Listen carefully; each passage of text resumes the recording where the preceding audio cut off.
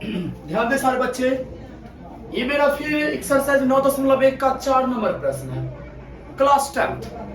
प्रश्न कह रहा है भूमि के एक बिंदु से जो मीनार के आधार से 30 मीटर की दूरी पर है। देखिए ये मेरा मीनार हो गया, ए बी नाम दे दीजिए, और ये मेरा भूमि है।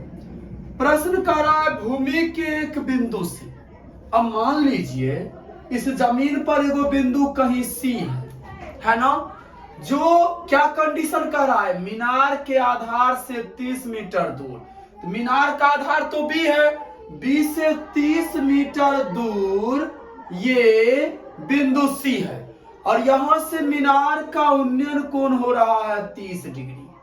यही ना सवाल कर रहा है, हमें मीनार की ऊंचाई निकालना है। नॉर्मल क्वेश्चन है, आ जाइए बोर्ड पर। सबसे पहले हम क्या लिखेंगे, माना कि ए बी मीनार है। आपने चित्र में ए बी किसको माना है, मीनार को, तो हम लिखेंगे माना कि ए बी मेरा क्या है, मीनार। बी सी बराबर 30 मीटर, कोण ए सी बी बराबर 30 डिग्री। हमें ज्ञात करना है मीनार की ऊंचाई अर्थात ए बी। कैसे निकालेंगे, ध्यान दीजिए, मैंने पिछले वीडियो में भी चर्चा किया था कि दिया क्या है, आधार, निकालना है लंब। तो लंब बट्टा आधार फॉर्मूला किसका होता है, वो फॉर्मूला हम यहां लगाएंगे। तो सब कोई जानते हैं tan थीटा बराबर लंब बट्टा आधार, इसलिए हम यहां tan का प्रयोग करेंगे क्योंकि लंब हमें निकालना है, आधार दिया हुआ है।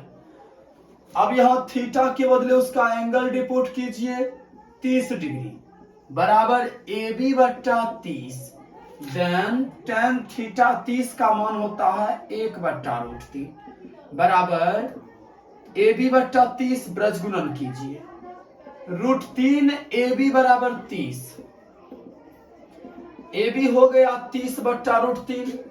अब क्या करोगे, हर का परिमेयकरण, ये क्या होता है भाई, √3 से ऊपर नीचा हम गुना कर देंगे, बट्टा √3 गुने √3, तो 30√3/3, 3 दहे 30, 10√3, ये मेरा आंसर हो गया।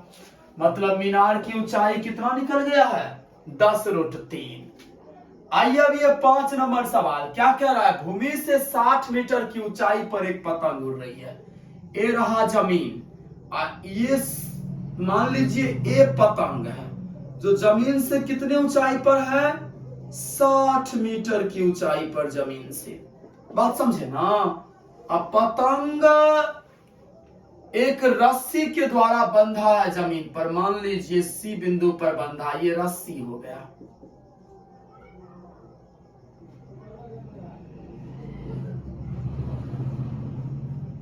जमीन के साथ ये 60 डिग्री का एंगल बनाती है। रस्सी की लंबाई या डोरी की लंबाई मतलब एसी हमें निकालना है। लंब दिया है, कर्ण निकालना है। माइंड में तो आ गया होगा किसका प्रयोग करोगे, तो सबसे पहले लिख लीजिए, माना कि ए बी बराबर 60 मीटर, ए पतंग की स्थिति है,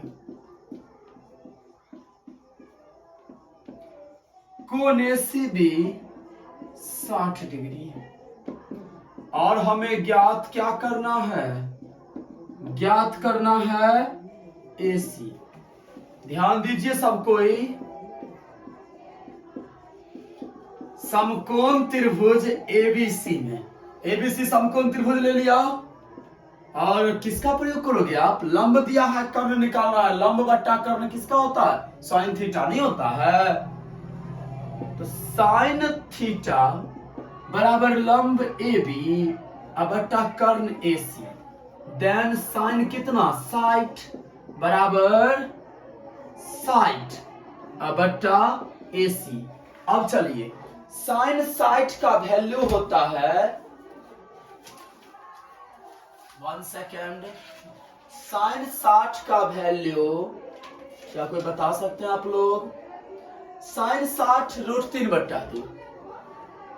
तो ये मैं तरीका भी सिखाऊंगा ज्यामितीय विधि से कैसे हम कोई साइन 60 या साइन 30 या कॉस 45 या कॉस 60 इसका वैल्यू कैसे निकालेंगे, ठीक है ना। फिलहाल साइन 60 का मान होता है √3/2 बराबर 60/AC। ब्रज गुणन कीजिए, √3 AC बराबर 120, तो AC बराबर हो गया 120/√3। हर का परिमाकरण करेंगे, 120 गुने √3/√3 गुने √3, मतलब AC बराबर 120√3/3 मतलब 40√3 मीटर। अर्थात पतंग के रस्सी की लंबाई या डोरी की लंबाई कितना है? 40 मीटर, 40√3 मीटर।